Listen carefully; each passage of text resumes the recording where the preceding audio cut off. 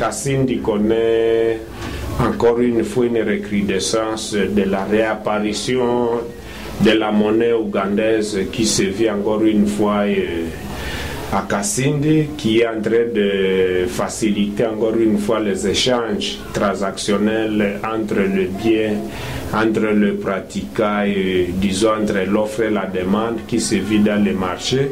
C'est quelque chose qui depuis longtemps, les autorités politico-administratives avaient mené une guerre contre cette monnaie ici, parce que cette monnaie prenait encore plus une certaine vitesse de croisière, surtout à faciliter les échanges dans le territoire national, plus particulièrement dans le secteur Rwenzori, à partir de Lume jusqu'ici à la frontière. Donc c'était une chose qui n'allait pas bien, parce qu'une monnaie étrangère venir s'imposer dans un autre territoire qui n'est pas son sien, c'est vraiment c'est contre le patriotisme.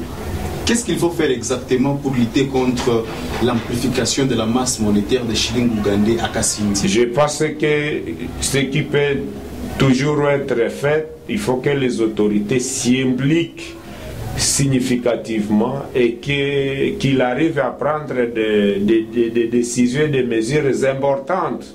Nous avons un service mieux placé qu'on appelle le service de l'économie, qui doit vraiment jouer son rôle lui assigné depuis lors, surtout à contrôler les prix, mais aussi à veiller beaucoup sur l'argent, la monnaie qu'on utilise dans la transaction des échanges qui se réalisent dans les marchés. Donc, il faut que les autorités prennent conscience, puissent relancer ces combats-là, et que ces utilisateurs de cette monnaie puissent aussi avoir un sentiment du patriotisme. Nous ne devons en aucun jour préférer la monnaie étrangère au détriment de la monnaie qui est légale sur le territoire national. Donc, sinon nous serions en train d'entrer dans une logique selon laquelle la mauvaise monnaie chasse la bonne.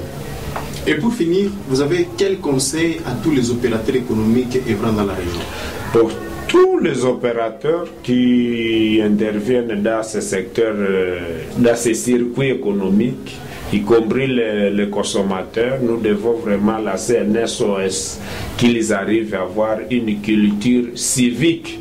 Quelle est cette culture civique de ne consommer que la monnaie congolaise, l'argent de francs congolais, même si cet argent, cette monnaie continue à perdre sa valeur de jour au jour suite au taux d'échange, tout ça, mais il faut que nous ayons vraiment un sentiment du patriotisme, de ne utiliser que la monnaie congolaise qui fait beaucoup la fierté de notre patrie.